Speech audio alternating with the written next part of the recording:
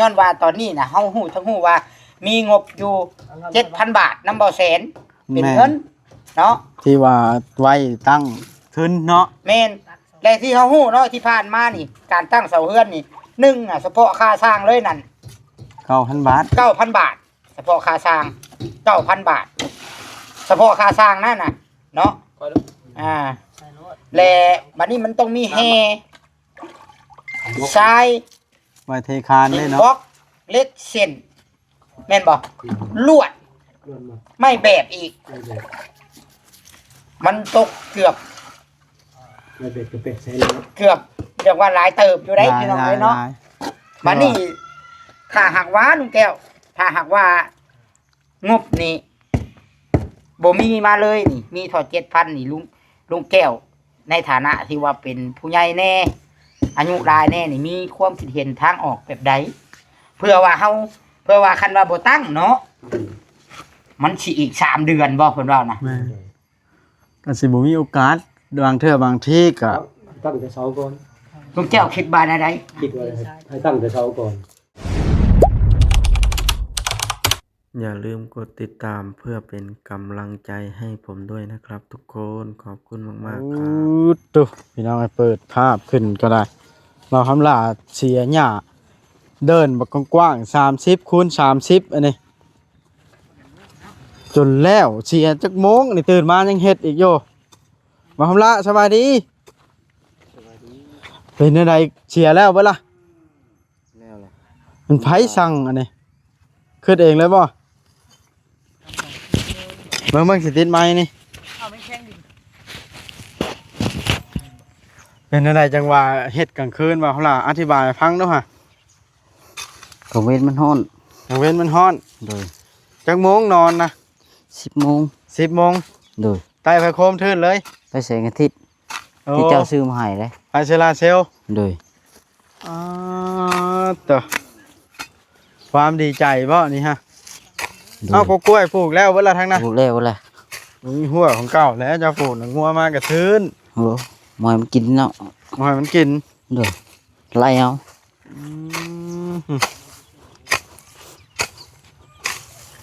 ขอยอมเจ้าละเด้อคันเว้าแนวนั้นนะยอมเสียหญ้ายุกกลางคืนจนเบิดเดินบางกว้างอันนี้ตื่นมาแจ้งมาเสียอีกบ่นี่เสียวังนึงนี้ต่อ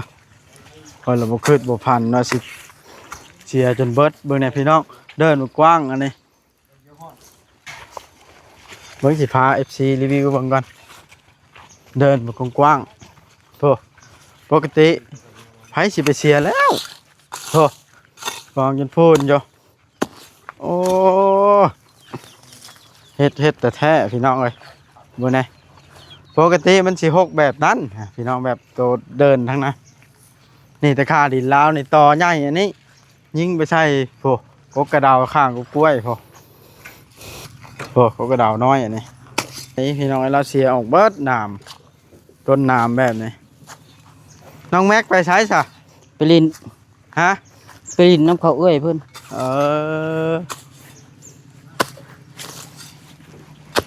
คือว่าพี่ลึกพี่เหลือแท้นี่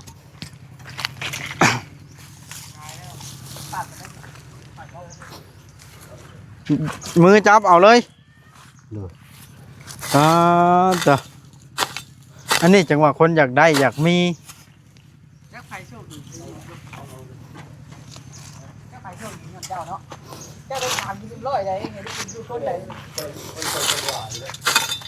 บ่บ่ซื้อบ่บ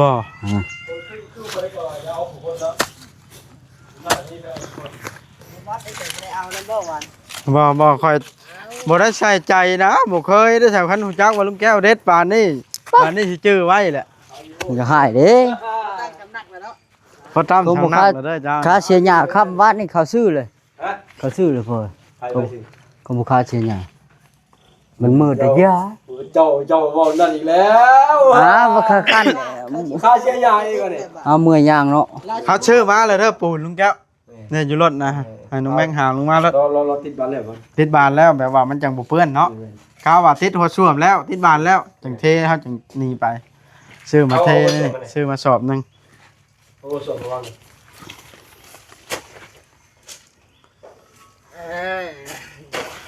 น้อง ชื่อเนาะ น้องถั่วทองมานเท่าไรคืนนี่ บ่หวานข่อย บ่ได้ชื่อ ชื่อ อย่าเว้านะเจ้าตัวแห่งสิได้หลายแล้ววะ ค่อยยังบ่ได้ชื่อ บ่ว่าดอก บ่ได้ชื่อเลยอะไรได้ อาจารย์เราบ่ชื่อบ่ บ่ชื่อก็อยู่บ่ชื่อว่าบ่ไปหลายแหละจะเสียเงิน เอ้ยเป็นบ่แบบนะ ว่าได้กันคนบอกชื่อเองมันบ่อยากเค็ดไหน เงินแหละ มานี่เราบอกอีกแล้วได้ ได้ลงนี่ ได้เด็ด ลืมเลย เดี๋ยวบอกอยู่หันกันตึกให้กันได้ มึงไม้ข่อยตกน้ำไหนระวังเลย ว่าเจ้าชื่อว่าเจ้าเสียเงินรอดเลย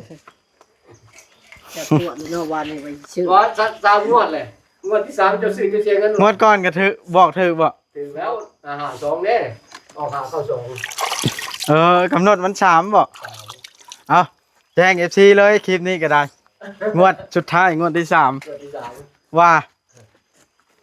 306 306 ชื่อ อืม ชื่อ603 แม่นบ่เนาะว่านี่เนาะเอา เอ๊ะ ค่อยกับพันคือกัน ส่งหัวติดได้ส่งหัวติดได้ ค่อยน่ะ88 นี่ 88มันต่างกันอยู่ 306ก่อน นี่ได้ไม่เครื่องมานี่เรียบร้อยแล้วได้นี่ได้แล้วบ่พ่อ ที่รถ ราชิป้านยังระบาดท่ออืม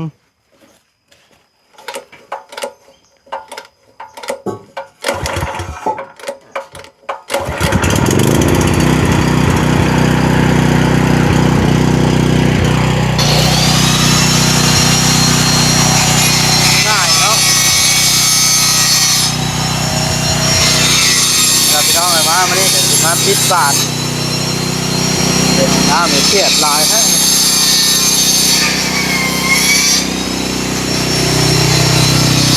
มาปิดบาทประตูพี่น้องอ่ะแต่เขาได้ชื่อปูนเข้ามาอีกสอบหนึงเพิ่มเติมนะเพื่อให้นั้นเพื่อให้อันเพิ่นเทหน้าประตูกว่ามันบ่พอเด้อคือมาสอบหนึงเนาะโอ้ป่านออกมันยังขับนี่ก็ตั้งกลึบแบบนั้นเลย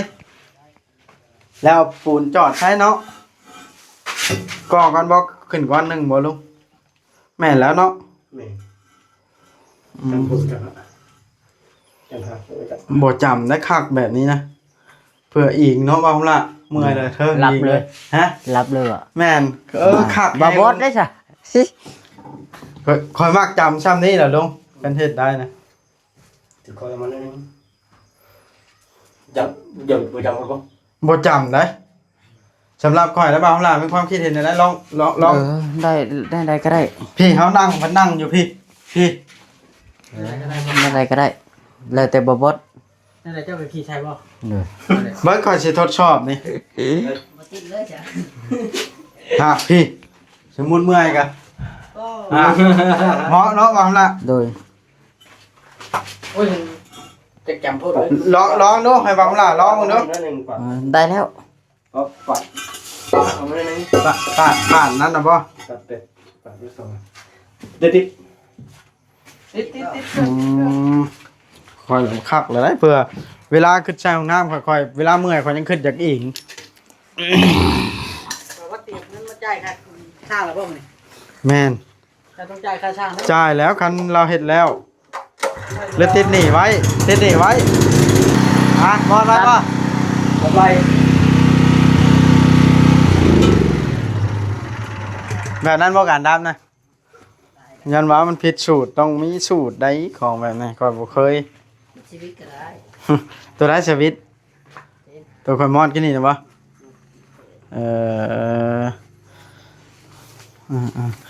เท่าไรก็เครื่องปั่นไฟอันนี้นะถามพ่อป่ะบ่ลุง 12,500 บาทโอ้คุ้มอยู่เฮาพกพาไปสะดวกเนาะ นี่ ใส่ก็ได้ ใส่ได้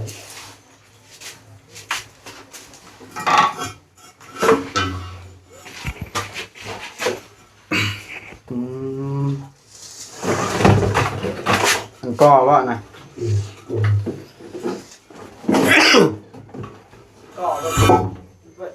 ต้องพูดว่า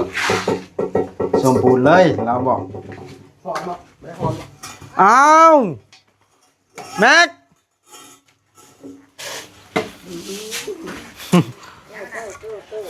มันไปหาหน่อไม้บอกให้รัดชื่อหน่อไม้ แม็กลุย ลุยบ่ได้แล้วคนยานนำทางให้ลุยเนาะ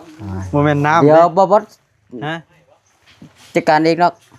ขาคารองมายังบ่บด นั่นเลยเห็นผู้สาวหมดได้บ่าวคำลาเลยเนาะมักมันผู้สาว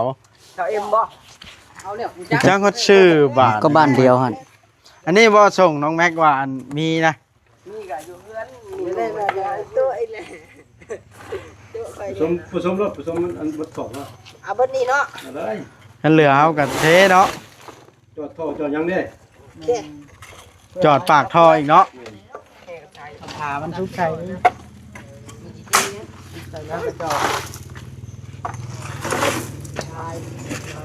อ่ะ ชายแล้วบ่ทำกันเนาะนี่จังมาขี่ได้แจ๋วมึงก็ยุ่งบ่ได้เลยพวก ความหลาคอยอึ้งแห้งเดี๋ยวนี้นะอึ้งน้ำมันแปลนเบิดนี่นะเดินน้ำ ก็เก่งแต่บอกคำนั้นไปเห็นยังมา เสียหยา เสียจะคนนี่เนาะ เสียจะคนว่าความหลาถามตรงๆแค่ 2 คน จึงแล้ว 2 คน โดย มีหมู่มา พ่อ โอ้จะแม่นแล้วลุงเฉิดมาซอย แม่นแล้วคือเดียวเชียวคนเดียวเนาะ อ่า ให้พ่อน้ ตกใจมันเนาะ ตกใจ บาทนี้พี่น้องเราจะได้ขอตัวกันนะ ลุงเฉิดเนาะมาเสียซอยนะ ำพ่อ แล้ว น้ำ ก็อยากให้มันแปลนเด้ ว้าย บาดมันตายจังหน่อยครับกับอันนั้น ตายเราก็เก็บแล้วเก็บใส่กระสอบ บ่แม่นบ่ไผตอกนะ เก็บใส่กระสอบตัด สบาย สบายดี เจ้าให้น้องเนาะเป็นกำลังใจให้กัน เหงาบ่ ตั้งที่จะตัดให้ ได้จังร่วมกันพี่น้อง สั่งเขาตัดให้ บ่บ่อยู่เนาะ ฮะ สิช่างเขาตัด ใหญ่ฝากมา สร้างว่าแท้ เอาดิแน่ ป้าชายคอยสิจบคลิปแล้วเด้อนี่ อ่ะ ซะ ก็จบคลิปนี้ก่อนนะ โอ้ยกันเว้าแท้นะ ใจให้กันเนาะ อ้าว เอาเดียว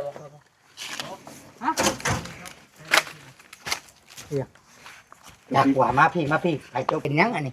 อุกหยังอันนั้นดิ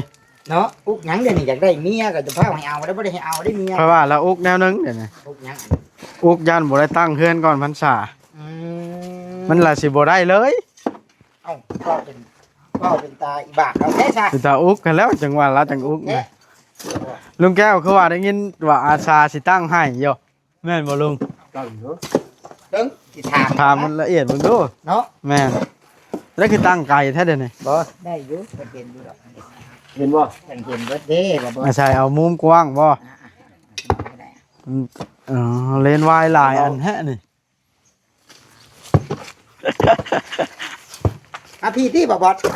ฮะให้ค่อยไปพุ่น อ่ะมาถามน้ำกันเด้เนาะ อ้าวเสียนะค่อยก็ตั้งเลนส์วายก่อน เจ้าก็ไปนั่งอยู่พุทธข้างเมืองพุทธทำประตู โอเคโอเค กดทีตรงไหน อ้าวกำลานั่งอยู่กลางใช่นะ ทีคน อ้าว ถามลุงแก้วตัวถามลุงแก้วก่อนเนาะเป็นไรลุงแก้วได้ยินข่าวว่าบ่มีงบ ในการตั้งเสาเฮือนปกติด้วยแต่ว่าทั้งที่ตอนนี้เฮาฮู้นี่เนาะบ่บอดพี่น้องเอ้ยก็คือว่ามีแต่งบน้ำเบาแสนน่ะ7,000แม่นบ่ แม่นแม่นแล้วแจ้งทุกคลิปเห็นหลายคลิปเราแจ้งออกมามี 7,000 อันนี้พี่น้องบ่แม่นว่าเฮาข้ามหน้าข้ามตาผู้รักผู้ใหญ่เด้อเฮาร่วมกันลิ้นก่อน แม่น ส แม่ ม น มุติฐานหรือว่าร่วมกันลิ้นหัวคันแนนว่ามีผู้ใหญ่ว่าเอ้าเฮ็ดเลยเดี๋ยวฝากเงินให้นี่ยิ่งดีพี่น้องเอ้ยเนาะแต่ว่าเฮาร่วมกันลิ้นย้อนว่าตอนนี้น่ะเฮาฮู้ทั้งฮู้ว่ามีงบอยู่ 7,000 บาทนำบ่แสนเป็นเงินเนาะ ที่ว่าไว้ตั้งทุนเนาะ แม่นและที่เฮาฮู้เนาะที่ผ่านมานี่ การตั้งเสาเฮือนนี่หนึ่งอ่ะเฉพาะค่าสร้างเลยนั่น 9,000 บาท 9,000 บาท เฉพาะค่าสร้าง 9,000 บาท เฉพาะค่าสร้างนั่นน่ะเนาะและบัดนี้มันต้องมีแฮทราย ไว้เทคานได้ บ เนาะ ล็อกเล็กเส้นแม่นบ่ลวดไม่แบบอีก มันตกเกือบ ไม่เป็ดก็เป็ดใส่แล้ว เรียกว่าหลายเติบอยู่ได้พี่น้องเลยเนาะ บัดนี้ถ้าหากว่าลุงแก้ว ถ้าหากว่างบนี่บ่มีมาเลยนี่ มีทอด7,000นี่ลุงแก้ว ในฐานะที่ว่าเป็นผู้ใหญ่แน่อายุรายแน่นี่มีความคิดเห็นทางออกแบบใดเพื่อว่าคันว่าบ่ตั้งเนาะ มันสิอีก3 เดือนบ่เพิ่นว่านะ แม่ก็สิบ่มีโอกาสบางเทื่อบางที่ก็ ตั้งแต่เช้าก่อน ลุงแก้วคิดว่าได้ คิดว่าให้ตั้งแต่เช้าก่อน บทเทคาน บ่ต้องที่คาน ตั้งเบิดทุกเสาร์บ่ เบิดทุกเช้าเลย มันบ่เคลื่อนบ่ลุง บ่เคลื่อนนะ บทเทคานนะ บ่ที่คานเฮาเวลาเฮาที่คานเฮาซิกใหม่อีก ซิกที่นึงก็ได้เพื่อเอาที่ทุ่มตีนก็อยู่เลยบ่เคลื่อน อ๋อ น่าจะพอแต่บ่มีข่าวสารบ่มีข่าวสารก็อดจะรอนกันก็ได้ หันบ่มีค่าช้างบาดนี้ลุงแก้วสิตั้งให้ก่อนบ่ ตั้งให้ก่อนก็ได้ได้จังหวะน้ำหลัง โอ้อันนี้เฮาก็สิไปร่วมกับทีมงานอีกเทื่อนึงเนาะ ต้องได้ถามบ่แซน แม่นต้อง เด้อ ได้ถาม เพราะว่า ทีม บ่ งาน แซนเป็นคนมีเงิน 7,000พี่น้องเอ้ยเนาะ ว่าสิตกลงเห็นดีแบบใดเนาะ แม่นแต่ถ้าว่าเงินนี่อยู่น้ำตู้ชิดเนาะหรือว่าน้ำบาบอดนี่ก็ทางออกชุดท้ายได้ก็คิดว่าสิไปแบบลุงแก้วขึ้นนั่นแหละ ซื้อเครื่องเนาะ คันว่างบบ่มีอย่าพึ่งหน้าย่อเขาร้ายให้กูใจบาดนี่ หน้าย่อเข้าบ้านเนี่ย มันต้องแบบนั่นได้พี่น้องเอ้ยเนาะคันสั้นนี่คันว่าบ่เฮ็ดบ่ตั้งหยังขึ้นเลยนี่ ต้องรออีก3 เดือน แม่นบ่ลุง แม่น นักเนาะลำบากใจเติมเนาะ 3 เดือน90 มื้อ ต้องโดน เกี่ยวเข้า หรือว่าคำลานี่สิบ่มีบุญสิได้เฮือนคือหมู่บ่เนาะ จะมีอยู่เรากัน ฮะ มีอยู่แล้ว ถึงขั้นได้ดินแล้วเนาะ โอ้โหเรายังได้เลย ห้องน้ำนี่ยังว่าเลยเนาะว่าคำลาก็พิมพ์เพิ่นโดยอยากให้ได้ก่อนแบบว่าให้ทีมงานก็ได้ใช้ก่อนเวลามาให้เทือนเฮ็ดชานหั่นนะถือหมุดได้เฮือนแต่ว่าเฮือนบ่เกิดไอ้ติมันอุกเนาะอุกบ่ อันนี้เนาะลุงแก้วก็ตามความคิดเห็นเนาะก็เฮาก็คิดแบบลุงนั่นแหละพี่น้องเอ้ยแม่นบ่บ่บัด แต่ว่าคานนี่สิบ่ได้เทบ่ลุงสิตั้งแต่เช้าก่อน จะตั้งแต่เช้าก่อน แล้วได้ตั้งเบิดเก่าเช้านะ แม่นก็พันอาจจะซื้อได้เห็นทราย ปูน ทรายกับปูนมาตั้งเสา เล็กพอเล็กยังบ่ได้เอาแน่นอน ยัง เทคานเนาะ บ่ได้เทคานเด้ เพราะว่าเห็นกับทรายมันก็คือ2 ล้าน 2ปูนกระสอบละแสน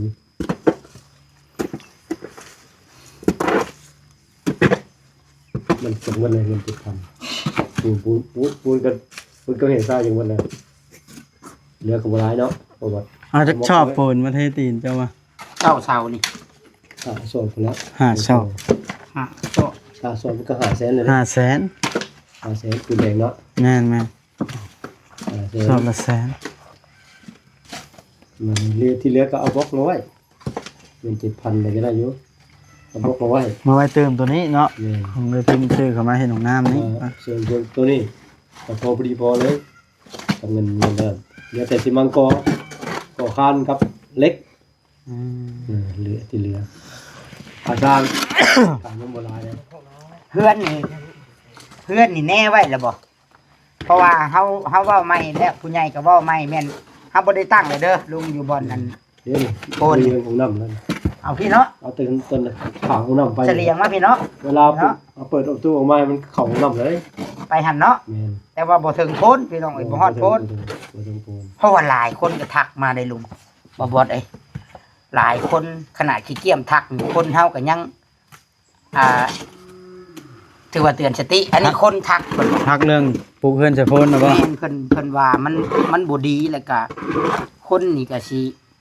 อยู่กับบ่อยู่เย็นเป็นสุข แม่น ป่วยไปมีแต่แนวเป็น กหลายคนอยู่ผู้เฒ่าผู้แก่เพิ่นว่ามันเป็นไปอยู่คมเบิ่งเทิงหัวแบบว่าเจ้าที่เพิ่นหั่นนะความหมายของผู้เฒ่าผู้แก่เพิ่นน่ะเพิ่นก็เว้ามาอยู่ทางคอยก็ได้ แต่ว่ามันก็ ปลุกเพียงหน้ามันมักปลุกที่โพนเนาะ มัน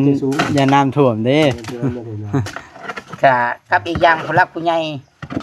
ผู้ที่ว่าเพิ่นมีส่วนซอยคำหลามาแต่เริ่มต้นนี่แหละเพิ่นก็เลยแนะนำว่าหลีกได้ก็หลีกดีกว่าเพิ่นว่า ก็ดีได้มาปลูกบ่อนี่มันใกล้ของน้ำมาใช้ก็แบบว่าเปิดประตูเข้ามาเนาะ ข้างหน้ามันก็เป็นเดินเบิดเนาะ เป็นเดินเบิดในอนาคตมีเงินมีค่าจ้างรถมาดุดปั๊บมันเพียงเลยข้างๆเนาะ แม่น อยู่ๆเนี่ยเนาะ แม่น ดีๆ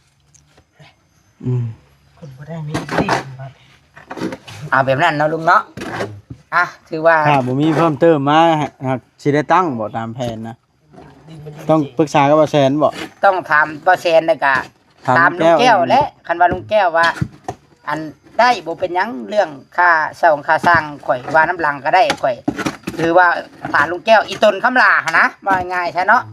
ตั้งไว้กับเรา ตั้งไว้ให้เราเพื่อว่า เดือนเก้าเดือนสิบอย่างนี้เนาะ แม่นถ้าผู้รักผู้ใหญ่บ่ซอยดีก็คำลาก็ไปทำงานรับจ้างเด้ มาใช้ ออกเพื่อออกแห้งให้ลุงแก้ว สำนั้นแล้วเนาะ ตามคนลาวไปหั่นเด้ มีงานนี่ แม่นบ่มีงานบัดนี้ เกี่ยวเขาให้แล้ว ไปเกี่ยวข้าวไปรับจ้างนั่นนี่จะโฮมเล็กโฮมหน่อยได้ซะ แม่นแล้ว บ่ได้ ไปถึงยังมืออันนี้ จ่ายเก่าแล้ว ฮะ ทำไม เรื่องนี้คือหรือว่า ฮะ จะโดนแล้ว งานก็ คือว่าผูกจนเลิก ทำไว้ เนาะพี่น้องเด้ทางน้ำกระย่อไปพุ่นก็ได้ มันบ่ได้บัง บ่ได้ยันที่เพิ่นตักเอานะ โอ้โห ใช่แล้วบ่แล้วล่ะบ่เอ้าถือว่าสรุปกะคิดว่าทางออกที่ดีที่สุดตอนนี้ เพื่อให้คำลายังมีรุ่นต่อเนาะ แม่น เพื่อว่าเพราะว่าคันเข้ามันสาแล้วปุ๊บจะเฮาก็ยังเฮ็ดไปต่อได้ เพราะว่าเฮาขึ้นตั้งเสาเอามือแล้วความหมายเนาะ ตั้งเสาตรงจะซื้อไม่ดิ้วไว้ตีขึ้นมาเนี่ยไม่เกิน ไม่ดิ้ว ไม่ดิ้วจังหวัด22หมัด น่ะมีไม่ดิ้วอีกพี่น้อง เอามาเห็ดขึ้นมาเนี่ยมึงไม่เสร็จก็ไม่ดิ้วก็ได้ อ่า ตอกหลักเอา โอ้ ตอกค่ำมันน่ะบ่ เนาะหลักตีขึ้นขึ้น อ๋อ ไม่มาตีแบบตีเคิงก่อนสิตั้งอันนี้ เงินตั้งธรรมดาเขาปกติเขามีไม่เสร็จเขาไม่เซ็นเดี๋ยวนี้มันมีเสร็จเนี่ยเอาไม่ดิ้วมาตัดต่อหลักแต่ละคุมนะ นะล้มกันเบิ่งเนาะมีแต่ว่าบ่แสนเข้ามาถามบ่แสนอีกทีหนึงเพิ่นสิได้จบคลิปก่อน สิ คุยกัน บ่ได้ง่ายเพิ่นบอก แม่นมัน บ่ บ่ ได้ ง่า ง่าย ยเพราะฉะนั้นแล้วที่ อ้าวพี่น้องเอ้ยโอเคเด้อพี่น้องเรื่องตั้งเชาวหลานี่ก็ยังล้มกันอย่างเข่งขัดอยู่พี่น้องเอ้ยเพราะว่างบประมาณก็ยังบ่มีตอนนี้จบสำนี้ก่อน